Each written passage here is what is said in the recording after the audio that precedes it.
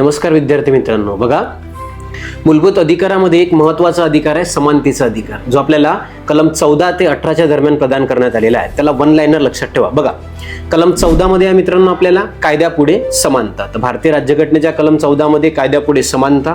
कलम 15 जे आहे ते आपल्याला सांगते भेदभाव प्रतिबंध. सगळे भेदभाव जे आहेत नष्ट करण्यात आलेले आहे. तर भेदभाव प्रतिबंध कलम 15. कलम 16 मध्ये लक्षात ठेवा रे सार्वजनिक रोजगारात समान संधी. तर भारतीय राज्यघटनेने बघा सार्वजनिक रोजगारात समान संधी कलम 16 मध्ये प्रदान केलेली आहे. 17 मध्ये बघा कलम 17 जे आहे आपल्याला प्रदान करते अस्पृश्यता बंद करणे. अस्पृश्यता नष्ट करण्यात आलेली आहे कलम 17. आणि कलम 18 नुसार बघा किताब नष्ट करण्यात आलेले आहे. ते कलम 14 ते 18च्या दरम्यान आपल्याला लक्षात घ्या समानतेचा अधिकार प्रदान केलेला आहे. तुम्हाला एक प्रश्न आहे, भारतीय राज्यघटनेच्या कलम 21 मध्ये खालीलपैकी कशाचा उल्लेख आहे हे आम्हाला कमेंट बॉक्समध्ये सांगा. व्हिडिओ जर आवडला असेल तर व्हिडिओला लाईक आणि सबस्क्राईब करायला विसरू नका. Thank you so much.